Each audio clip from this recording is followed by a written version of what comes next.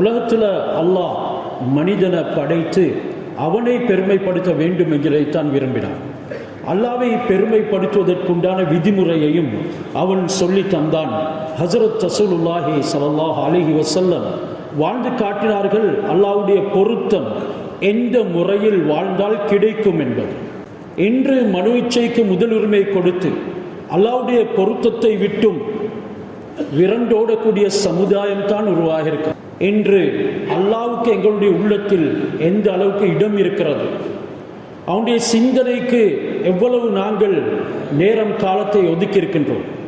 ஒவ்வொரு கட்டத்திலையும் குடும்ப வாழ்க்கை, சமூகத்தினுடைய சில சேவைகள், மக்களோட பழகுவது, பிள்ளைகளுடைய வளர்ப்பு, எங்களுடைய வியாபாரம், கொடுக்கல் வாங்கல்கள், அனைத்து விடயங்களும் அல்லாஹ் சுப்ஹானஹு வ தஆலாவுடைய திக்ரோட சிந்தனையோட இடம்பெறவில்லை என்றால் அதற்கு கூலி கிடைக்க மாட்டாது.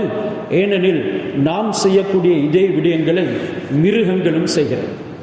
அல்லாஹ்வுடைய கட்டளையை பின்பற்றுவதற்கு, அதற்கு நிறைவு கொடுப்பதற்கு உறுதியான பலமான ஈமான் தேவை.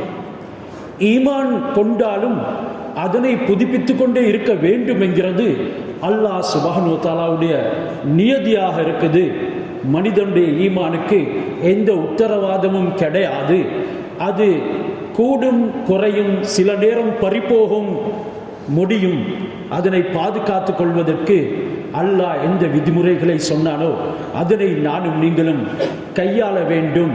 அலம் நஜஅல் லஹு ஐனைன் வலிசானன் வஷஃபத்தைன் வஹதைனாஹும் நஜ்தைன் என்று அல்லாஹ் உடல் உறுப்புகளை கூட எப்படி பாதுகாத்து அல்லாஹ்வுடைய சிந்தனையை அதற்குள்ளே கொண்டு வர வேண்டும் என்கிறதனை சொல்கிறான். உன்னுடைய கண்ணுக்கும் அது எல்லை மீறும் பார்வையை கொடுத்து விடக்கூடாது. உன்னுடைய நாவுக்கு வரம்பு மீறிய வார்த்தைகளை உச்சரிக்க விடக்கூடாது. ஓண்ட காதும் இந்த உள்ளமும் நாவும் இவைகள் செய்த சேட்டைகள், அவைகள் சிந்தித்தவைகள் அனைத்தும் உன்னுடைய மௌத்தின் சந்தர்ப்பத்தில் ஒரு வினையாக, உனக்கு ஒரு கெடுதியாக வரப்போகுது. அடியானே, நான் உனக்கு சந்தர்ப்பங்கள் பல தந்திருக்கிறேன் என்றாலும் உன்னுடைய அடாவிடித்தனத்தை விட்டும் இன்னும் நீ ஒதுங்கல்ல. உனக்கு பூர்த்தியான தௌபா நசீபாக இல்லை. இன்னும் உன்னுடைய அசுத்தம் இருந்து கொண்டே இருக்கிறது. உன்னை சுத்தப்படுத்துவதற்கு பார், சென்ற ரமலான்ல உயிரோடு வைத்ததை போல இந்த ரமலானிலும் உயிரோடு வைத்திருக்கிறேன், வா என்னின் பக்கம் என்று அல்லாஹ் சுப்ஹானஹு வ தஆலா அழைக்கிறார். சென்ற ரமலானில் கண்டவர்கள் இன்றைக்கு கிடையாது. ஒரு நாள் நானும் நீங்களும் மறைந்து விடுவோம். அந்த நேரம் மங்களமாக ஆகிவிட வேண்டும்.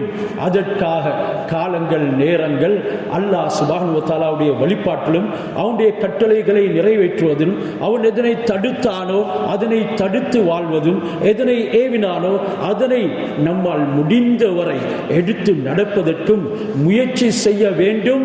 அப்படியானவர்களுக்கு அல்லாஹ் சுப்ஹானஹு வ தஆலா இந்த ரமலானில் சீதேவித்தனத்தை கொடுக்கிறான். பாக்கியவான்களுடைய கூட்டத்திலே அவர்களை எழுதிவிடுகின்றான்.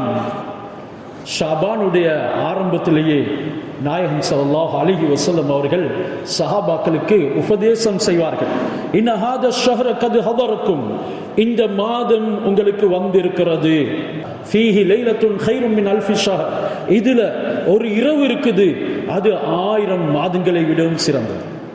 ஒமன் ஹர்மஹா ஃபகத் ஹர்மல் கைர குல்லஹு, யார் அதனுடைய நலவுகளை பேர்க்கெடுத்துக் கொள்வார்களோ எந்த நலவை மாவட்டத்தில் காண முடியாது, அனைத்து நலவுகளையும் அவன் பேர்க்கெடுத்துக் கொண்ட ஒரு மூதவியாக மாறிவிடுவான். வலா யஹ்ரமு கைருஹா இல்லா குல்லு மஹரூம். அல்லாஹ் சுப்ஹானஹு வ தஆலாவுடைய இரக்கம் கொஞ்சம் கூட எவனுக்கு இல்லையோ அப்படியான அஃபாக்கியவான் தான் மூதேவித்தனத்துக்கு உள்ளாகுவான், அதனுடைய நலவுகளை பேர்க்கெடுத்துக் கொள்வான் என்று ஹஸரத் ரசூலுல்லாஹி ஸல்லல்லாஹு அலைஹி வஸல்லம் அவர்கள் சொன்னார்.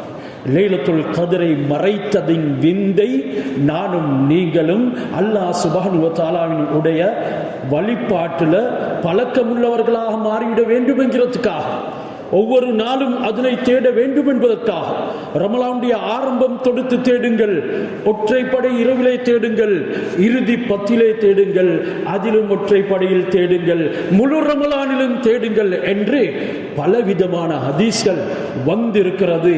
காரணம், அல்லாஹ் சுப்ஹானஹு வ தஆலா எனக்கும் உங்களுக்கும் வாக்குறுதி அளித்ததை நிறைவேற்ற வேண்டும். அவன் மறந்துட்டான், நான் அவனுக்கு ஞாபகம் உறுத்துகிறேன் என்று என்னை உங்களையும் அல்லாஹ் இந்த ஹிதாயத்துடைய மாதத்தை தந்து வழிகேடர்களே வாருங்கள் ஹிதாயத்துக்குள்ளே என்று அழைக்கிறான்.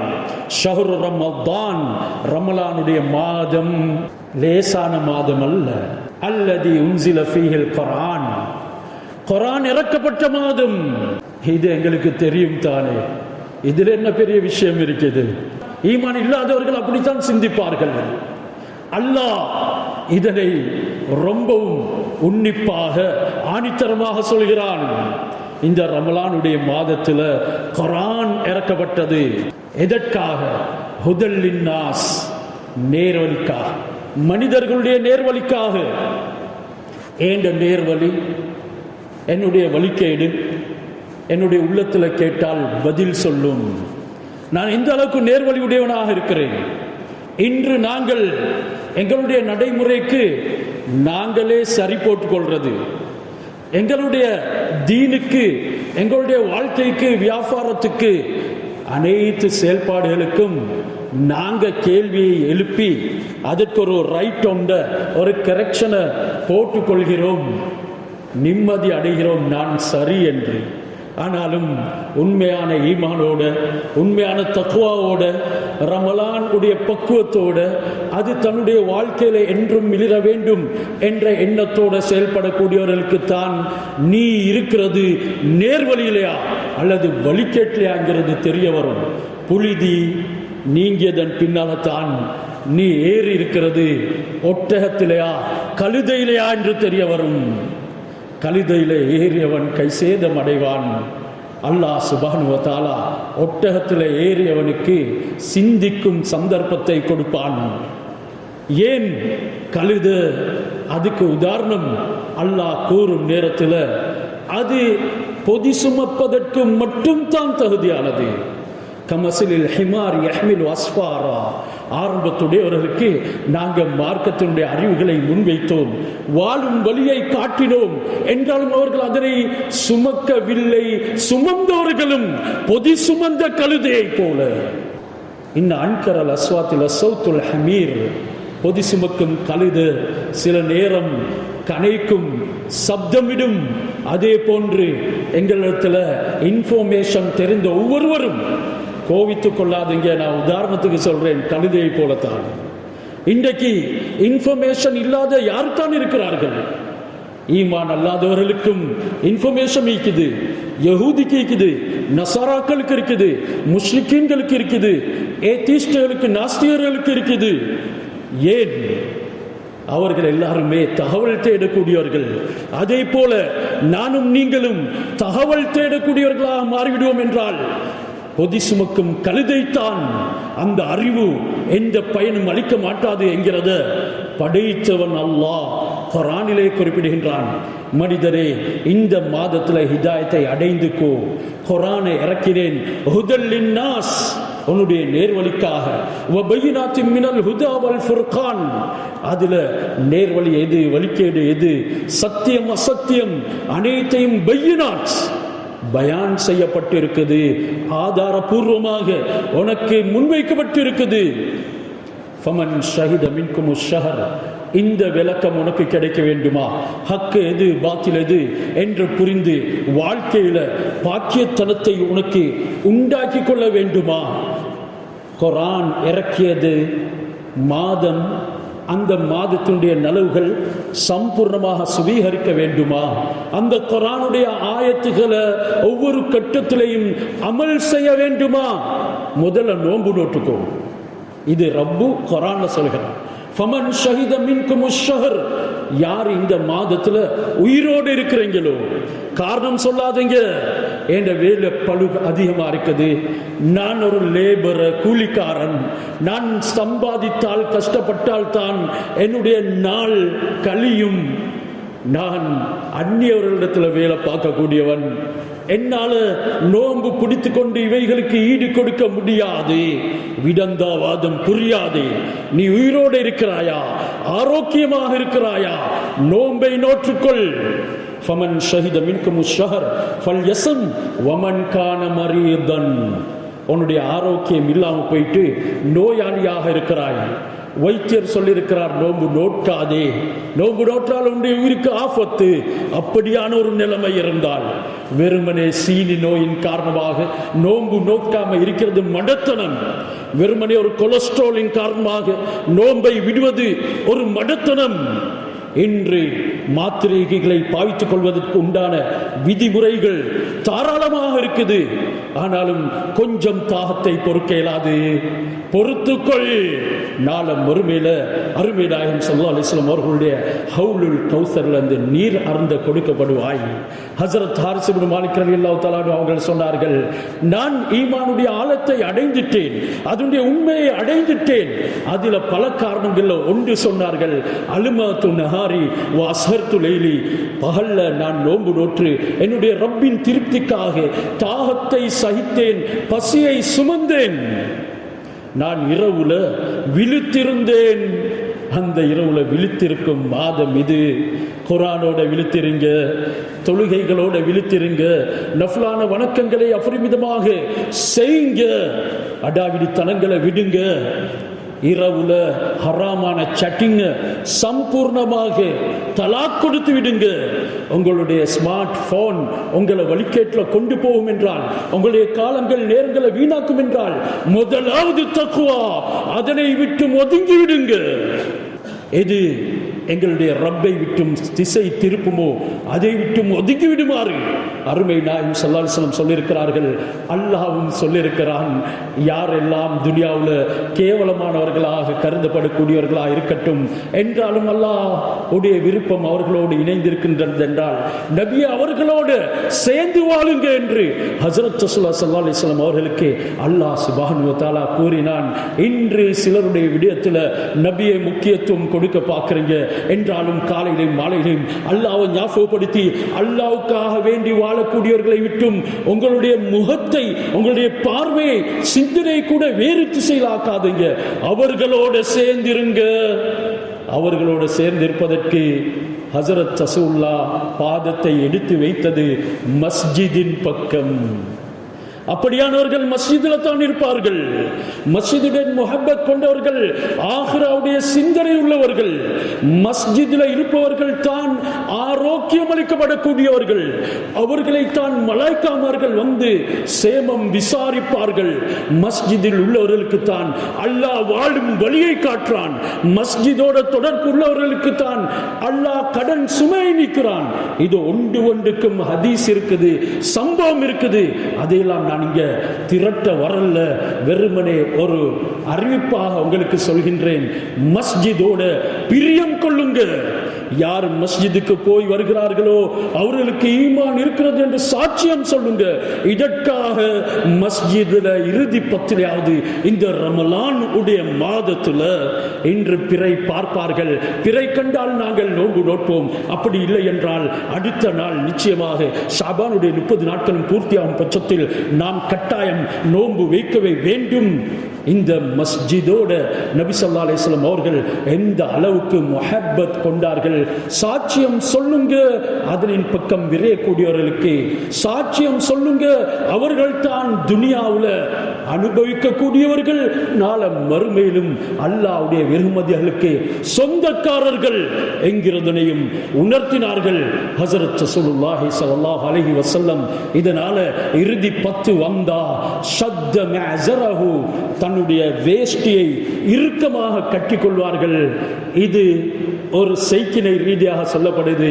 அப்படி என்றால் இறுதி 10 இரவு நேரத்தில் மனைவிமார்களை கூட அணுக மாட்டார்கள். அந்த அளவுக்கு இபாதத்துக்கென்றே ஒதுக்குவார்கள்.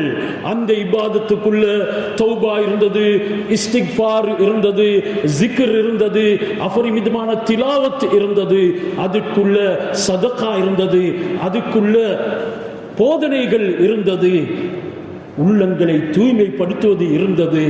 நபி ஸல்லல்லாஹு அலைஹி வஸல்லம் அந்த அளவுக்கு சிரம் மேற்கொள்வார்கள். ஷத்த மஅஸரஹு வ ஐகல அஹ்லஹு, தன்னுடைய குடும்பத்தையும் எழுப்பாட்டுவார்கள்.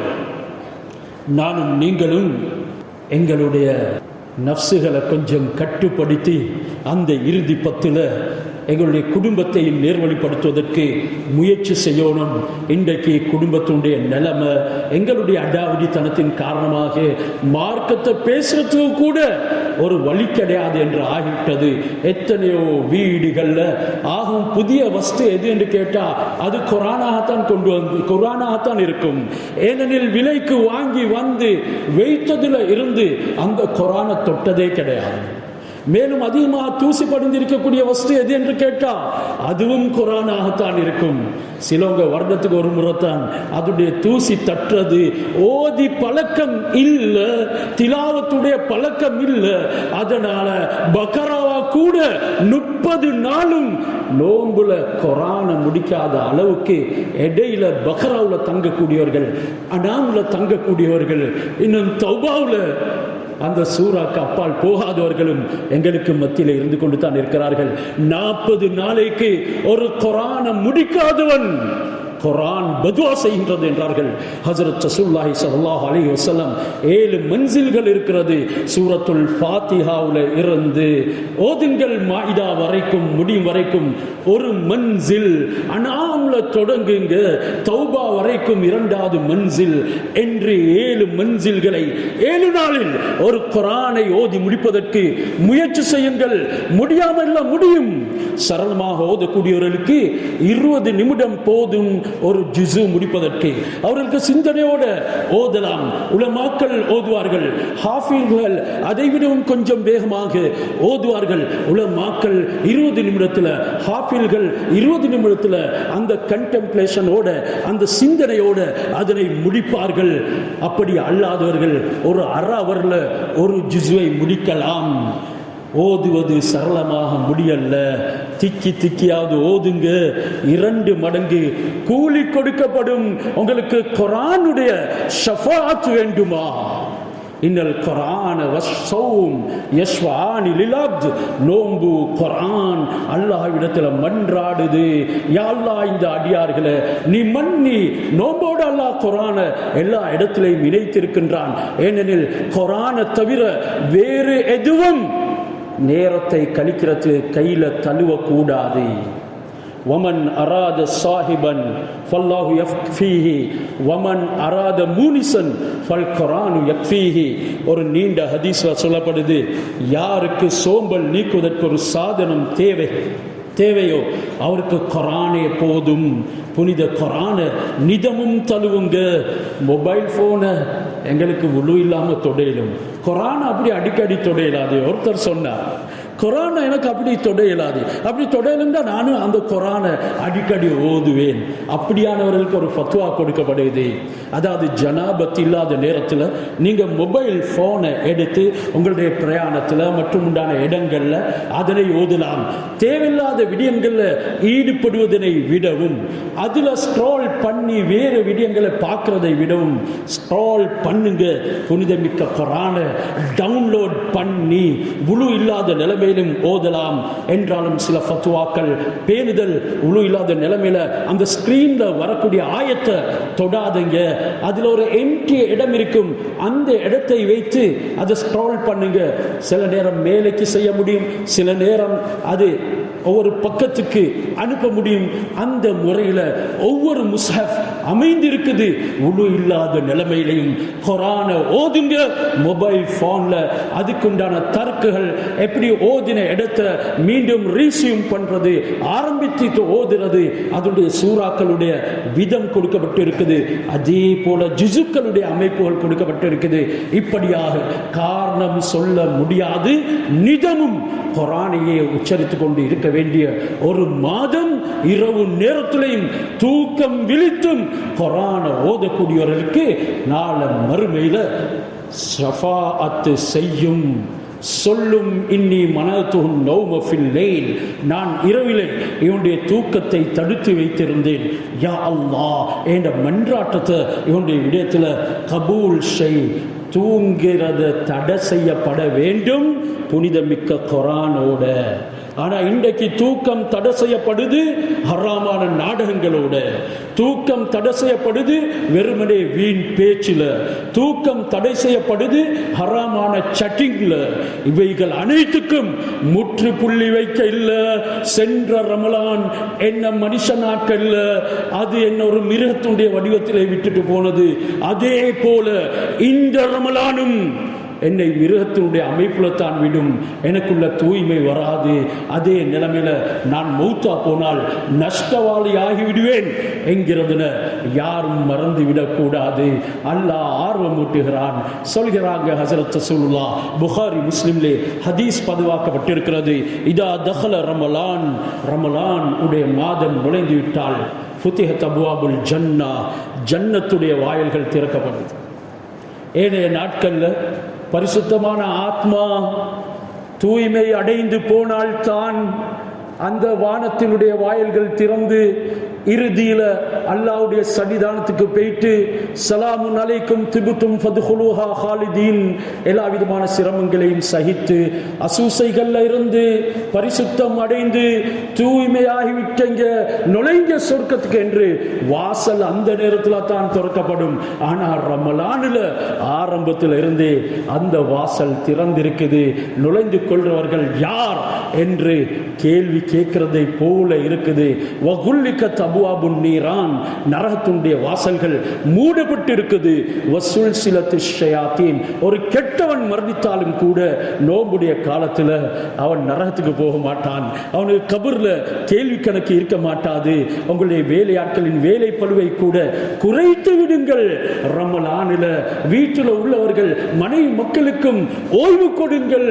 அவர்கள் நல்லமல் புரிவதற்காக என்று எங்களால் முடிஞ்சதை செய்யும் பொழுது அல்லாஹ் சுப்ஹானஹு வ தஆலா பாவிக்கு சொல்றான், நான் உன்னை கஷ்டப்படுத்த மாட்டேன். கபர்ல வந்திருக்கிறாயா, ரமலான் முடியும் வரைக்கும் இரு என்கிறான். அவனை நரகத்துக்கு அனுப்பப்பட மாட்டாது. அவனுடைய ரூஹ் நரகத்தை நோக்கி போக மாட்டாது. அந்த அளவுக்கு புனிதமான மாதம் இந்த ரமலான் உடைய மாதம். இது குர்ஆனுக்கென்றே ஒதுக்கப்பட்ட மாதம். இந்த குர்ஆனை தழுவாத கரங்கள் நேர்வழியை அடையவே முடியாது. இந்த குர்ஆனுடைய விடயத்தை ரமலான படிக்காதவர்கள் தீன படிக்கவே முடியாது. இன்ன ஹாதல் குர்ஆன் யஹ்தி லில்லதி ஹிய அக்வம், நிச்சயமாக இந்த குர்ஆன் முற்றிலும் நேரான பாதையை காட்டும். முற்றிலும் நேரான பாதையை காட்டக்கூடிய எந்த விதமான தியரியையும் உலகத்தில் யாராலையும் சப்மிட் பண்ண முடியாது, யாராலும் ப்ரொவைட் பண்ண முடியாது. அந்த அளவுக்கு சந்தேகம் இல்லாத புனித அருள் முறையை அல்லாஹ் எனக்கும் உங்களுக்கும் இந்த ரமலானுடைய மாதத்தில் இறக்கி அதனை தந்திருக்கின்றான். அதற்குண்டான காலங்கள் நேரங்களை கொடுப்போம். இன்றிலிருந்து நான் நிச்சயமாக ஒரு 5 ஜுசுவாக ஓதி 4 நாட்கள்ல ஒரு குர்ஆனை முடிப்பேன் என்ற அந்த பிடிவாதத்துக்குள்ள வாங்க அல்லாஹ் அதற்குண்டான உதவியை செய்வான். அல்லாஹ் உள்ளத்துல வாழுவான்.